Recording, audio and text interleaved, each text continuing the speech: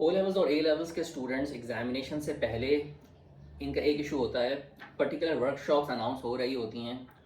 तो मैं उन स्टूडेंट्स को हेल्प करना चाहता हूँ कि भाई उन वर्कशॉप्स में होता क्या है और वर्कशॉप्स कैसी होनी चाहिए और कौन सी वर्कशॉप किस स्टूडेंट के लिए फ़ायदेमंद है भी। स्टूडेंट्स वैरायटी ऑफ किस्म के होते हैं भाई, जिनकी तैयारी ब्रिलियंट होती है, जिनकी एवरेज होती है और बिल्कुल जो कुछ भी उन्होंने प्रिपेयर नहीं किया होता। ये वीडियो स्पेसिफिक इन इश्यूज़ के लिए और आपको बड़ा ही कॉन्क्रीट और टू द पॉइंट मैं कॉन्सेप्ट्स दूंगा और वो बड़े मीनिंगफुल हैं। आपको लगेगा हाँ यार कि बड़ी काम की बात की गई है और आपको प्रैक्टिकल इससे फ़ायदा भी होगा। Let's start. अस्सलाम वालेकुम दोस्तों, मेरा नाम है रवाहा अहमद शेख। मैं ओ लेवल्स और ए लेवल्स को फिज़िक्स और मैथ पढ़ाता हूँ और उसके साथ साथ मैं लोगों की और स्टूडेंट्स की लाइफ मेंटरशिप करता हूँ। आइए हम मौजू की तरफ आगे बढ़ते हैं। वर्कशॉप बेसिकली स्टूडेंट्स के माइंड सेट पर होता है कोर्स रिविज़न। तो वर्कशॉप गोया के कोर्स रिवीजन जहन में रख के कोई भी स्टूडेंट अटेंड करता है। नॉर्मली वर्कशॉप्स में क्या होता है, नॉर्मली एग्जामिनेशन से पहले जो वर्कशॉप्स होती हैं उनमें कोर्स को रिवाइज कराया जाता है, उनको लॉन्ग ड्यूरेशन रखा जाता है ताकि उसमें पूरे कोर्स के जो मेन पॉइंट्स हैं वो टीचर्स रिवाइज करा दें। That's fine. अब ये वर्कशॉप में क्या चीज़ होनी चाहिए जो उसको फ़ायदेमंद बनाए, मैं इस पे आता हूँ। अगर पॉइंट्स रिवाइज होने के बाद बात यहाँ तक जाए कि ट्रेंड में किस किस्म के क्वेश्चंस हैं वो एड्रेस किए जाएं, फ़ायदा है। ये बताया जाए कि नॉर्मली क्वेश्चन में एग्जामिनर जब इस तरीके से पर्टिकुलर तरीके से पूछते हैं तो उसका मतलब क्या होता है। एक और पर्सपेक्टिव ये है कि किस स्ट्रक्चर में एग्जामिनर को आंसर देना होता है, क्या हुदूद हैं, क्या बाउंड्रीज हैं। सब्जेक्ट स्पेसिफिक टीचर्स की बात हो रही है, वो अपने सब्जेक्ट में बताएंगे कि एग्जामिनर को किस फ्रेम में आंसर चाहिए। टीचर्स ये बताएं कि मार्किंग क्राइटेरिया क्या होता है, यानी कि किस स्टेप पे आपको किस किस्म का मार्क मिलता है और किस गलती पे किस हद तक पेनल्टी मिलती है, कितने मार्क्स डिडक्ट हो सकते हैं। ये चीज़ें ये सीखना कि अगर मुश्किल क्वेश्चन आ जाए तो हम उसको कहाँ तक अटैम्प्ट कर सकते हैं कि हमें मैक्सिमम स्कोर मिल जाए, ये बड़ा इंपॉर्टेंट पॉइंट है।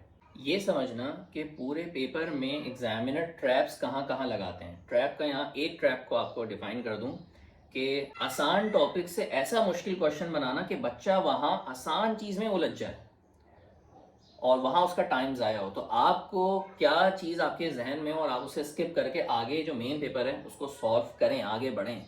ये चीज़ें लर्न करना ये बड़ी टेक्निकल हैं और ये तमाम चीज़ें आपको वर्कशॉप में ज़रूरत होती है, लेकिन ये तभी फ़ायदेमंद है कि जब आपका सिलेबस मुकम्मल होता है।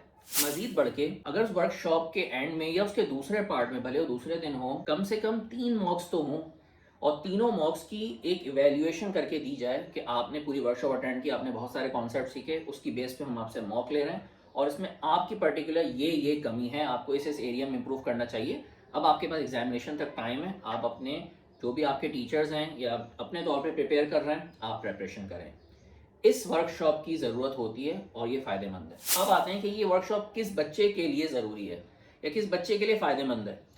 तो ये क्लैरिटी के साथ मैं कह दूं, ये उस बच्चे के लिए फ़ायदेमंद है जिसने एक दफ़ा कोर्स कंप्लीट किया हुआ है और टॉपिकल पास पेपर्स किसी हद तक भी किए हुए हैं। ये सिर्फ उसके लिए फ़ायदेमंद है। ये एवरेज बच्चे के लिए फ़ायदेमंद नहीं है जिसका आधा सिलेबस है आधा सिलेबस नहीं है, उसके लिए नहीं है। ये उसका टाइम ज़ाया करना है। और जिसकी बिल्कुल प्रेपरेशन नहीं है उसके लिए भी वर्कशॉप नहीं है, वो अपना टाइम ज़ाया कर रहा है। अब दूसरे पार्ट में इस तरफ आते हैं कि भाई ये जो दो कैटेगरीज के बच्चे हैं जिनका आधा सिलेबस है या जिनका है ही नहीं, वो क्या करें।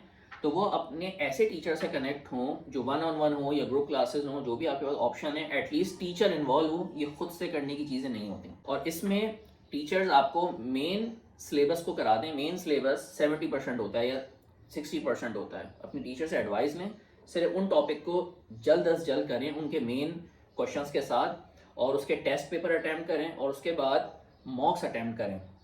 ये टीचर से ज़रूर रिक्वेस्ट करें कि उसमें जो मॉक्स हो रहे हैं या उसमें जो टॉपिकल टेस्ट हो रहे हैं वो आपको इवैल्यूएट करके ज़रूर दें। इवैल्यूएट का मतलब ये होता है कि उसके अंदर आपको पिन पॉइंट बताएं कि भाई तुम क्वेश्चन में ये मिस जज कर रहे हो, इस किस्म की मिस्टेक्स कर रहे हो, ये इम्प्रूव करो, ये इम्प्रूव करो, वगैरह वगैरह। तो फ़ायदेमंद है। और अगेन बच्चे का भी इसमें माइंड से स्ट्रांग होना बड़ा इंपॉर्टेंट है। किसी वजूहात की वजह से वो प्रिपेयर नहीं कर पाया, उसका आधा सिलेबस रह गया या सिलेबस ही वो एंड में स्टार्ट करा, कोई ऐसी मजबूरी है तो उसको मेंटली स्ट्रांग होना पड़ेगा इस मुश्किल ट्रायल से निकलने के लिए। लेकिन अगर पूरा साल ऐसे ही ज़ाया किया है, ये एक्सपेक्ट कर रहा है कि कोई भी टीचर उन्हें ये चीज़ें करा देंगे और वो महज कोई टीचर इन्वॉल्व नहीं है तो वो सर्टन वीडियोज़ देख के यूट्यूब से या कोर्सेज को देख के वो कॉन्टेंट कर लेगा, ऐसा कुछ भी नहीं है। ये सिर्फ वक्त ज़ाया करने की बात है। इसमें बस जो प्रिपेयर किया जा सकता है वो करें, और इसमें एटलीस्ट ABC ग्रेड तो नहीं आ सकता, DE और U के ही चांसेस हैं। तो आप नेक्स्ट ईयर उसको रीटेक देने के लिए तैयार हो जाए मेंटली, क्योंकि आपने बहुत सारा वक्त और बहुत सारे रिसोर्सेज ज़ाया कर दिए हैं। तो समरी ऑफ द वीडियो, शुरू में मैंने ये एड्रेस किया वर्कशॉप में क्या होना चाहिए जो वर्कशॉप को फ़ायदेमंद बनाता है। दूसरा, वर्कशॉप किन स्टूडेंट्स के लिए फ़ायदेमंद है। फिर मैंने बताया किन स्टूडेंट्स के लिए वर्कशॉप नहीं होती, वो अपना वक्त ज़ाया करेंगे, बल्कि वो वक्त वो अपनी किस प्रेपरेशन में लगाएं। और अगेन, जिनका हाफ सिलेबस होता है, जिनका सिलेबस बिल्कुल नहीं हुआ हुआ होता, उनको किस तरह प्रिपेयर करना है। उम्मीद है ये वीडियो आपको, इसमें बहुत सारे ऐसे पॉइंट हों जो आपको मीनिंग दें, सेंस दें, ताकि आपका वक्त अच्छे से अच्छा यूटिलाइज हो जाए। मिलते हैं इंशाल्लाह नेक्स्ट वीडियो में।